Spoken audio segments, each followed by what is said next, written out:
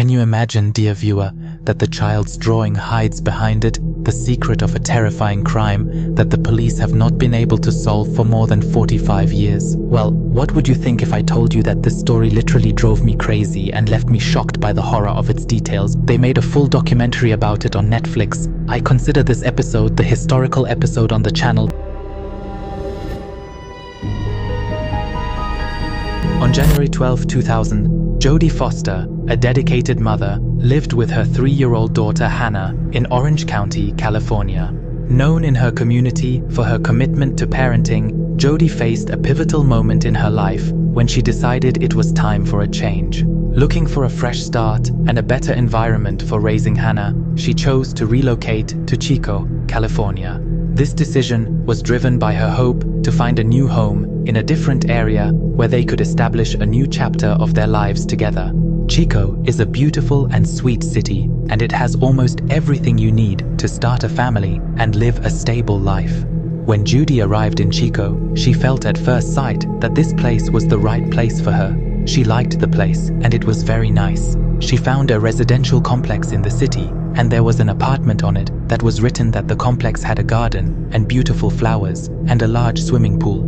Located near her daughter's school, the area appeared ideal for their residence. Upon deciding, she rented an apartment in the charming complex, deeming it perfect for both. The unit they moved into was meticulously selected, embodying their new beginning in its essence. Jodie officially moved into her new apartment on the last day of January in the year 2000, starting a fresh chapter.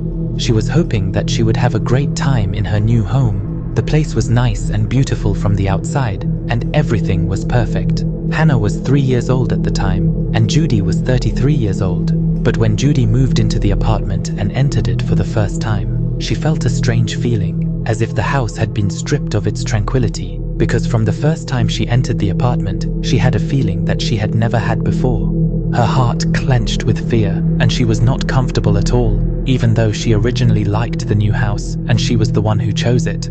But the exact opposite happened, and she felt from the first moments that there was evil in this house. But she decided not to make matters bigger. She said, "I want to start a new life, and there is no need for me to ruin my joy in the new apartment, because in the end, this is just a feeling and nothing more.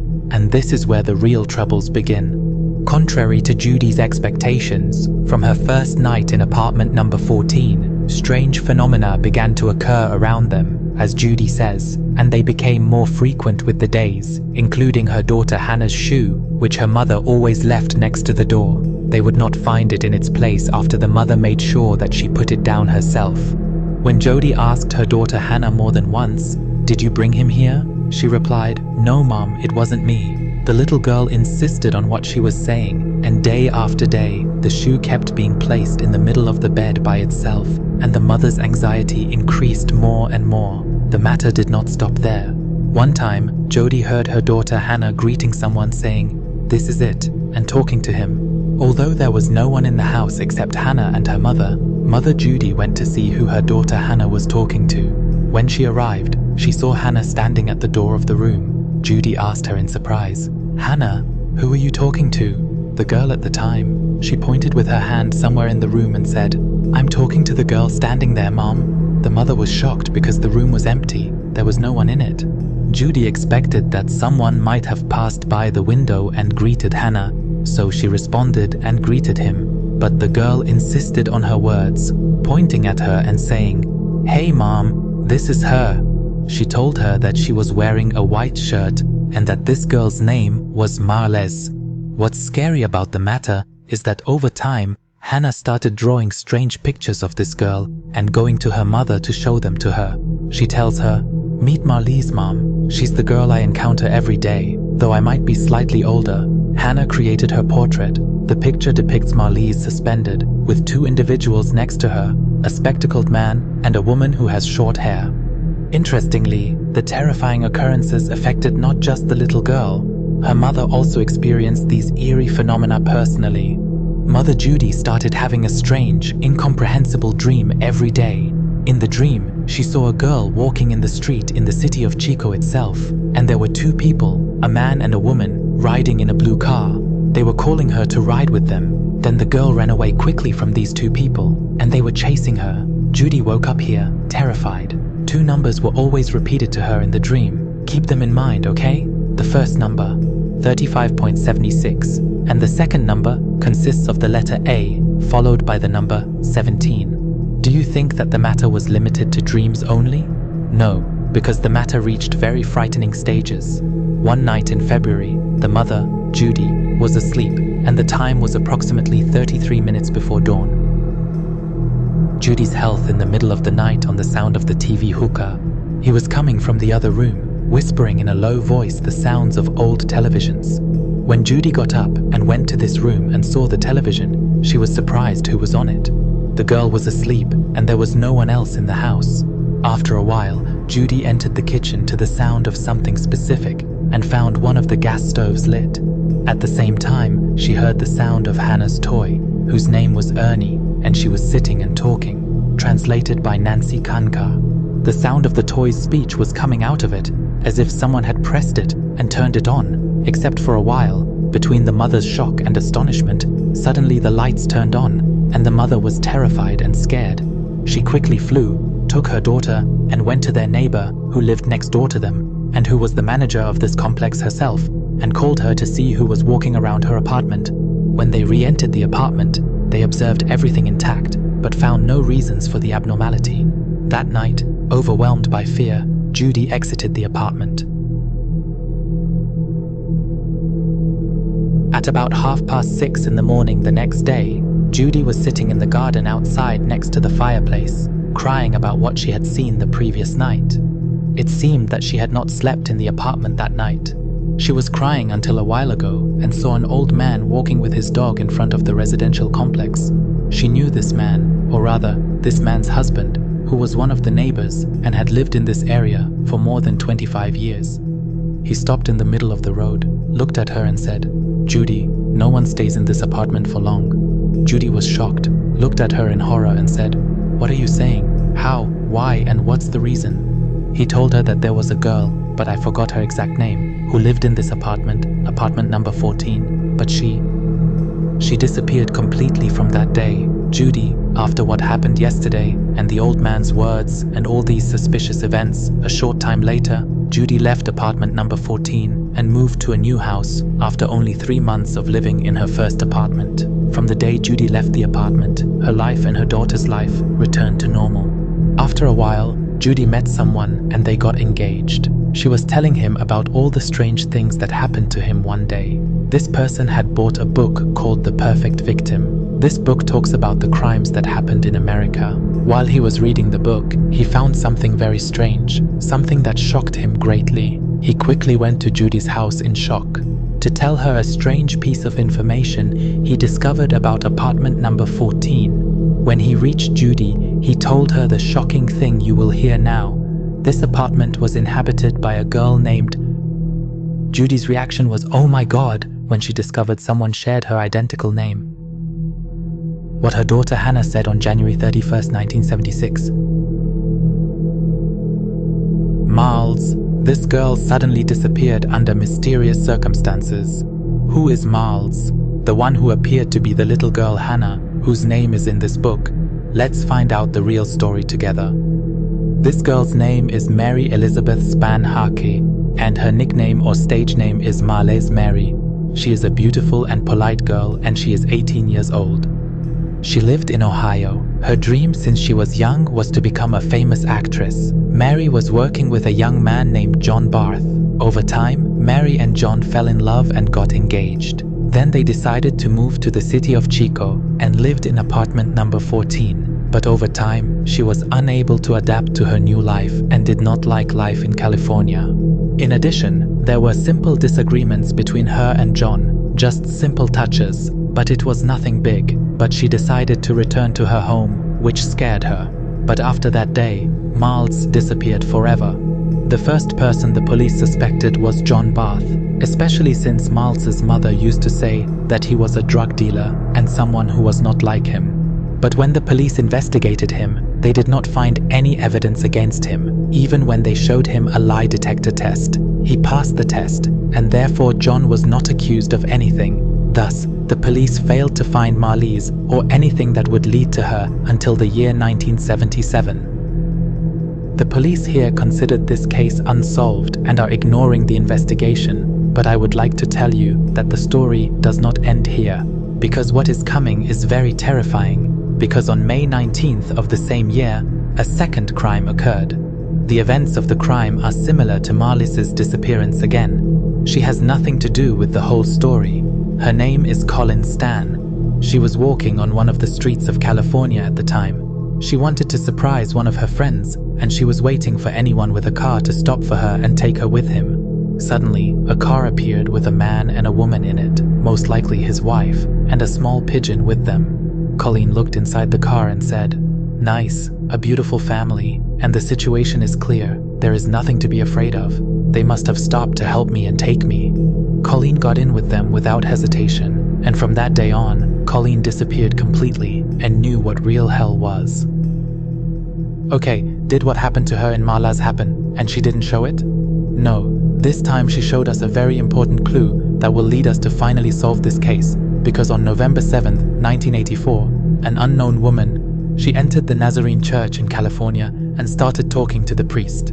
The words she said terrified the story itself to the point that she called the sheriff and specifically asked him to come and listen to the conversation with her. This woman's name is Janice, and the words she said were dangerous confessions and terrifying stories that lead us to the most mentally ill person you could ever meet in your life. The officer showed up, causing her to feel terrified, and she started to cry out loudly. The officer stood in front of her and asked her to speak. Jane told the officer in a terrified voice that she was afraid of a person named Cameron Hooker. She escaped from the man, and an officer promptly asked her about his identity. She admitted to the officer that the man she was running from was actually her husband. She began to narrate the events to the weak man, who was terrified and astonished by the words he was hearing. She said that in 1976 she and her husband, they were driving and suddenly they saw a girl walking alone. At that time, Cameron kept circling the girl in the car until he finally stopped and offered to take her. Of course, when the girl saw his wife with him, she was reassured and got in the back seat with them. After Cameron walked a little, he started asking her a lot of illogical questions, like where are you from, where are your parents, and how old are you? Do you have any grievances here or not? What is your name? Too many questions. He really made the girl's head ache with questions. With time and the many questions, the girl got scared, or let's say she got nervous. She said to him, "It's okay, thank you. We got down here, please." Cameron stopped the car, but as soon as the girl got out, he quickly turned to her from behind, grabbed her tightly, put a knife to her neck, and pushed her forcefully into the car. Then he took out a wooden box that he always keeps with him. There was a cork inside, and her head was put inside this box on the basis that this cork works as a sound insulator. No matter how much she screamed, no one would hear her, and her wife helped her with this. Then they handcuffed the girl and put her in the trunk of the car and moved. The first one to reach their house, Cameron took her out, unscrewed her head from the box, drugged her, and the two of them carried her inside the house and took her to the basement that is under the house. If you question why Cameron acted as he did, it's clear. He is a sadist. He invested considerable time in attempting to kidnap a young woman, with plans to torture her and reduce her to servitude. She was the target of his cruel intentions. Cameron's problem is that he doesn't like the sound of screaming, and he knew that when the girl woke up, she would scream a lot, just like when they kidnapped her, so he decided to do something terrifying and normal. He heard information that if you cut someone's vocal cords, they won't be able to scream. You know what he did? He took her to the bathroom and started trying to perform a vocal cord removal operation. Her wife followed her, scared and confused. She told him to stop what he was doing, but Cameron looked at her angrily and said to her, "If you don't help me, you'll be the second one after her."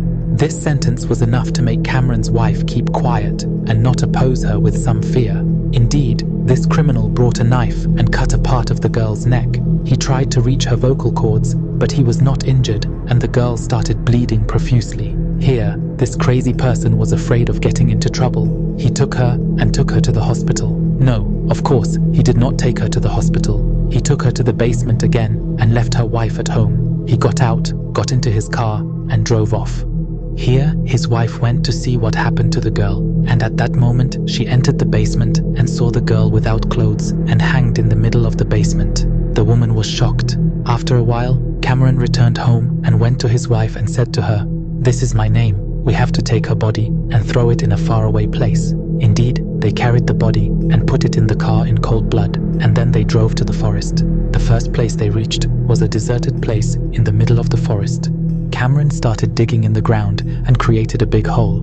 Then he grabbed the body and threw it in the hole and buried it. Then he set fire to it and burned all her things. Janice told the officer that the girl's name is Marlis.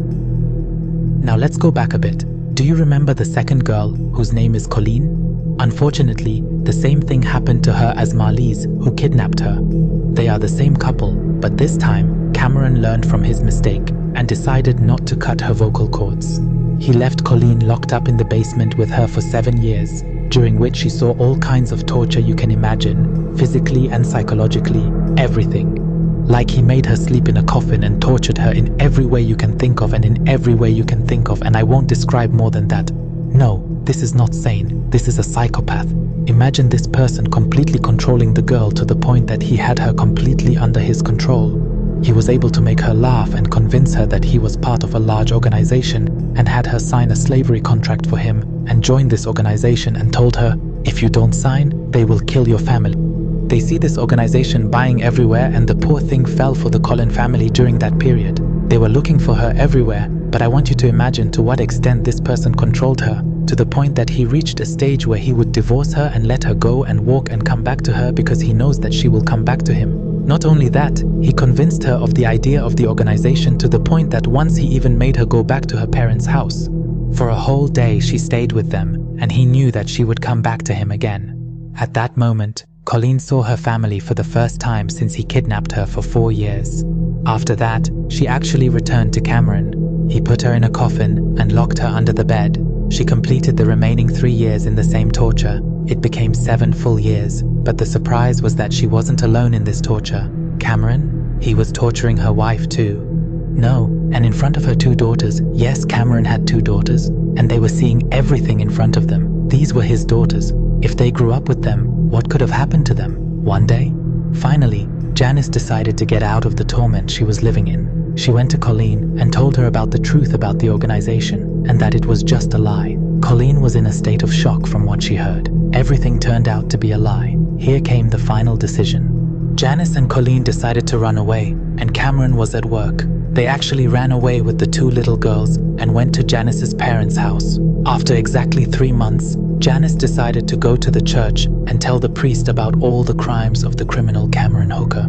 The police moved immediately, and the first thing they did was give Janice immunity so that no one would touch her. Then they took her to help them find the place where Miles was buried. But they didn't find anything. The forest was very big, and the gang didn't remember where it was. After that, they went and searched Cameron's house, but he had hidden the tools he used in torture before they reached her. But at that time, a policeman noticed that there were 2 film tapes hidden, as if they were in one of their hiding places. So he took the 2 tapes and took them to the lab to develop them and find out what was in them. As soon as the pictures started to appear, they saw pictures of the torture device, pictures of the contract that Colleen signed, and also pictures of her being tortured at the time. Finally, they found something that incriminated the criminal and arrested him in 1984. Cameron's trial, witnessed globally, exposed his dreadful deeds and shocking narrative. Throughout a lengthy 5-week legal proceeding, the verdict arrived, sentencing him to a substantial 104 years in prison, underlining the severity of his crimes. I mean, he was almost convicted, but the shock is that this punishment was for only one crime, which is kidnapping and torturing Collin. The real shock is that Marlise's crime was not proven against him because they haven't found her body yet, and the investigators and officers didn't accuse him of it so that he wouldn't prove his innocence and get out without even being imprisoned. And here the surprise of the episode explodes, which literally drove me crazy. When Cameron's wife led the police to where they discovered Miles's body, they bypassed a certain side street without entering it. The street they ignored during their grim journey bore the name A17, adding a silent marker to their somber trek. As for the second number, they believed that this represented the distance between Cameron's house, where Marlis's body was buried. With the development of technology, the police put the numbers they expected from the distance between Cameron's house. And between the body that is Marlis and their predictions in the mapping program Tabon, Do you know what the number was that came up for them? The number came up for them. Indeed, the number was remarkably near to the one Judy envisioned in her dreams, which precisely was 35.76. It is very confusing and makes one wonder that the information about the Miles case was completely confidential and did not come out to anyone. I mean, Judy didn't know anything about her, so how did she get these numbers? But unfortunately, Marlise's body hasn't been found yet. As for Colin, she got married and became a mother and grandmother. As for Cameron, he's still in prison, but there's a possibility that he'll get out of jail.